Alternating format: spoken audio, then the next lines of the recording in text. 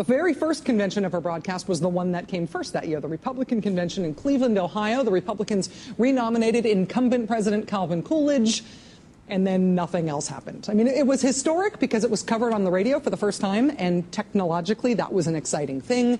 But even when not much happened at the Republican convention that year, the whole broadcasting for the first time thing really paid off at the Democratic convention, because the Democratic convention that year was nuts. It took the Democrats 103 ballots to get their nominee that year. The Democrats had a huge fight with the Ku Klux Klan at the nominating convention that year, and the Klan won the fight. For the first time in history, a woman's name was put forward for nomination for vice president, and there was an actual bloody fistfight between delegates that was caught live on the radio and broadcast as a play-by-play fight by a man named Norman Brokenshire, who happened to be covering the mic at the moment the fight was breaking out, and he was sitting close enough to it that you could hear it on the radio. He later called it, quote, one of the finest Donnybrooks I'd ever seen. Delegation signs were banged on opponents' heads, chairs and decorations destroyed. I had a ringside seat. I was letting the listening audience in on the fracas. That's that year. Turns out them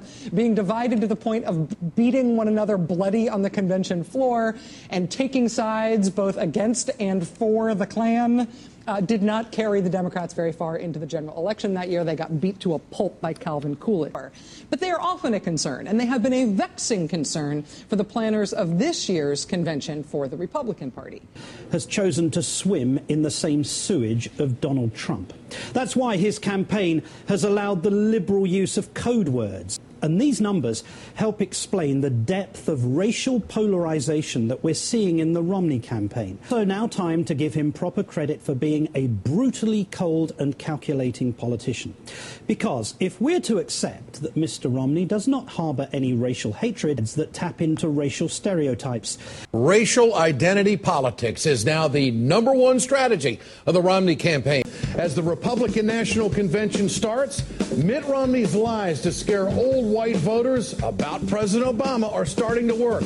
Welfare cheating, food stamp grabbing are all part of the lingo, along with the old calls for law and order and states' rights and all the rest. Say what you want. The message is familiar, deeply redolent of the old demagoguery that stirs up the working white people against the black. When the world needs to do really big stuff, you need an American. That was the line to the birthers tonight. A dog whistle, whatever you want to call it. It was a bone thrown to the birthers out there that, you know what, I'm really not that far from you. Mitt Romney said that nobody ever asked me to see my birth certificate. Their response to that when people said, whoa, you're going birther, was, hey, listen, the crowd loved it. But just keep this in mind. The ultimate tragedy if Mr. Romney wins this race is that America will have elected a man who so crudely embodies the singular belief that the end justifies the means, whatever the cost. Morning, y'all. I got started right this morning with a biscuit and some cheesy grits. And the father who was born in Mexico. Of the part of the population that's entitled to the rights that are guaranteed in those wonderful documents, which enshrine, for example, slavery, which don't allow women to vote. When we drove down here for spring weekends from Holy Cross up in Massachusetts, we saw the white-only signs all the way down. I thought the one exception to the Republican sort of refusal to look at history and how we've gotten better was Condi Rice. A little girl grows up in Jim Crow, Birmingham. So where Little Rock High School had to be integrated at federal gunpoint. I believe that racial division has been this country's great scourge. It won't go away, but it can be narrowed. Let me finish tonight with this. Monday night at 10 p.m. Eastern, MSNBC will air my hour-long documentary, Barack Obama Making History, the significance of us electing our first African-American president. Now we're going to hear from Views. What'd you think of Paul Ryan last night? I thought he was terrific. I thought he did an excellent job articulating what this election is all about, and that's really what you need to hear. Okay, let's just speak. That's your word. What do you? And he's going to have to listen to the fact checkers sooner or later. I like it. I mean, I want to hear from a Republican. Any Republicans around here? You got a great delivery. I had a great delivery. And your view? I couldn't watch all of him. He was rather disgusting to me. I had to quit. Who likes Romney here? Come on forward. Come on. What would? I think that once you actually get to know him, you can realize that. Okay, the greatest day of your life was meeting Romney. Yeah, woo! Another underprivileged child of America. There will be clever, of course, winsome lines in his speech, no doubt some chuckle-worthy ones about his choice of music on his iPod, all to portray him as a good-hearted square, perhaps a bit out of touch. Plus, Romney's not the first awkward candidate to run for president. He came across as a slightly awkward guy. 1988. But, you know, the thing about Mitt Romney that's made it really hard for me to watch him is that he has this tick when he's speaking. He kind of moves like a lawn sprinkler. He starts here, and then he goes over to here, and then he goes over. Your thoughts? Chris, it's going to be very hard for me, thanks to Joe, to get that lawn sprinkler image out of my head. He comes off, I'll say it, as robotic, wooden, awkward. I said the other night he looked like he belonged in the Hall of the Presidents. Right. One of those statues that's wheeled out. And tell people about it in a way that makes him not seem like an android anymore. Chris, I would also... That's his problem. He's like HAL 2000. He's not human. I think the cartoon of the Mitt-bot, as he's been lampooned in caricature, really faded away. I do think he got over the very low bar of saying, okay, I'm a human being, I'm not Beldar Conehead. But it was slow to take. Look at the, it wasn't a shotgun marriage. Come on. Some of Mitt Romney's attempts to connect with people on the campaign trail have been cringeworthy. Plain speech and toughness, unlike Mitt Romney. I just thought the father overshadowed the son. And there's no amount of fact-checking that stops the Romney campaign from furthering its discredited anti-Obama narrative. Do you have to go up with counter ads? Do you have to, counter their carpet bombing with your own carpet bombing? Well, here tonight, Mitt Romney, in his big speech, his barn burner, many believe. I know the White House does. The White House official said to me once, he kills well. Was raised a ton of money and killed everything that got in his way. And being a killer in politics. It's politics. That's so right. I agree with that. But it's not a bad attribute. Okay, I think that's the way you get elected in many local offices. You make sure nobody else is alive. The Republican Party must be pretty desperate for candidates that they would accept somebody who wants. The Star Wars bar scene cast of characters. In other words. Well, let's be honest about a couple things. He's got the easiest audience in history tonight. Those people will laugh at the most lame jokes. They'll laugh at the iPod jokes, which isn't funny. They'll laugh at anything. Tonight, he accepted the nomination of a party which has moved sharply to the right. Thinking about the future, that's what we used to call in the '60s a pig. People that talk like that. How narrow-minded, how small and insular and piggish can you be about this country?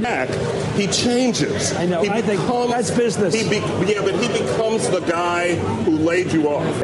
When Ann Romney spoke the other night, she basically said, take it from me, Queen Anne, that the king is a really good guy. Also, what do Republicans mean when they say they want to restore our country to the founding principle? Isn't it time to get out of the 18th century? Senate candidate Ted Cruz speaking earlier this week in the 21st century, actually. It's the story of our founding fathers who fought and bled for freedom and then crafted the most miraculous political document ever conceived, our Constitution. While Cruz and other Republicans are looking back actually to the 18th century and their politicians, Democrats are pushing for more government actions. My notion of America, I hate to give this word to my enemies, is a dialectic. It's a fight back and forth between the Jim Crow people and the know-nothings and all the people that never wanted change and the people that always fought for change. And in the end, liberalism has always won, but it's taken a long fight. The part of the population that's entitled to the rights that are guaranteed in those wonderful documents, which enshrine, for example, slavery, which don't allow women to vote. When they hear these applause lines about the founding fathers, don't the women in the room go, wait a minute, we didn't get to vote till after World War I. I'm telling you, on almost every issue, he wants to go backwards. Sometimes all the way to the last century. Well, that's a pretty fundamental argument. I think he's joining the fight here, the president. He seems to be open to this very strong philosophical debate about what America stands for. Against people who say this country's getting better. It's getting better for women, for black people, for immigrants, documented or other. It's getting better for gay people. It's getting better because it's becoming a better, bigger society. And presidents like Dwight Eisenhower and Kennedy and Johnson who use federal authority, federal executive authority in the states in a way that I'm not quite sure the Constitution necessarily anticipated, but it was right. It was the right thing. How did you think of Ryan last night? I want to know when the Democrats are going to define what fair share is, since the top 1% of income earners pay 36.7% of total income tax in this country. 91. 91 top bracket, like top it used to be in the old days. 91%. We can't afford anything if we're not getting any revenue in, right? 91%. I think we heard the end of compassionate conservatism tonight in this.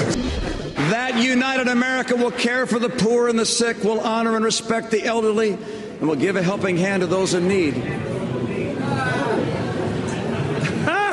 Nothing. Scratch. I heard the chirping of crickets, I think. Gutter ball. Nothing. No. Wild pitch. I was in the hall. There was nothing on that one. And they saw it coming. They were in a rhythmic reaction to everything positive. So they heard compassion coming.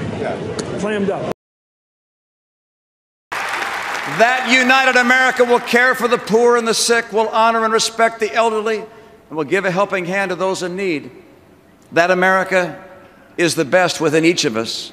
That America we want for our children. If I'm elected President of these United States, I will work with all my energy and soul to restore that America, to lift our eyes to a better future. That future is our destiny. That future is out there. It is waiting for us. Our children deserve it. Our nation depends on it. The peace and freedom of the world require it. And with your help, we will deliver it. Let us begin that future for America tonight. Thank you so very much. May God bless you. May God bless the American people. And may God bless the United States of America. A two-word phrase that I've given to this speech is optimistic nostalgia. First of all, the sort of anti-science sentiment that you just mentioned. And even worse, I think, was the sort of smart-alecky nature of the way he said that. Right there, he was doing a parlor snark. There was stuff at the end that began to be very dark, very jingoistic, very anti-scientific, and really know-nothing. He was talking like the most crazed saber rattler, you know, jingoist. We're going to go to war at every front. We're going to push the Ruskies around. So we're going to go into Iran. It was written by John Bolton or Dan Senor or one of those fellas, one of those real hawks, because, I mean, he really wants to go to war, it seems. Strong, militaristic, jingoistic language about the war. And I think it was bad for the country to just rabble-rouse and saber-rattle. And I think it's bad for the country. So I think on science, on war and peace, on those issues, I personally think this was a bad address for the American people. Started running for president as severely conservative, and it was precisely that kind of whiplash-inducing ideological transformation that lost Mr. Romney the presidential nomination 4 years ago.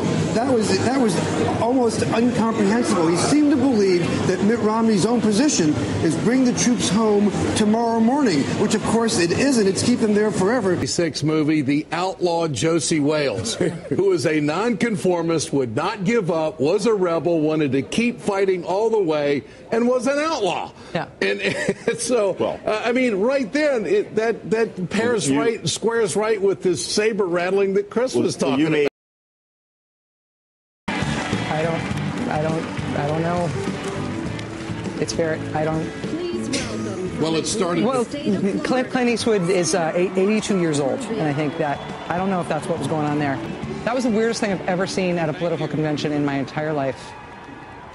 And it will be the weirdest thing I've ever seen if I live to be 100. Because I worried that my blood sugar had dropped so low that I had passed out and something was happening in my brain that had generated this thing that couldn't possibly be real in the last hour of a Republican convention nominating somebody. Like this. You don't treat him on another night. They did not think he would get up there and erode in front of the whole world like he did, and it was embarrassing. And the question is whether or not they did it in some desperate attempt to get started. I thought that Clint Eastwood was bizarre, and I thought it was demeaning to the presidency. Everybody loved him. He's sort of old and folksy, and he's an iconic figure in American life. From a script, Clint Eastwood was a disaster. Put out a statement about the Clint Eastwood debacle. Let's hear it. Here's what President Obama, by the way, tweeted tonight. I didn't know presidents tweeted. It's a picture of him sitting in the president's chair, and he says, "This seat's taken." Okay, I don't know whether that does the job or not. What do you think, Megan? Ouch.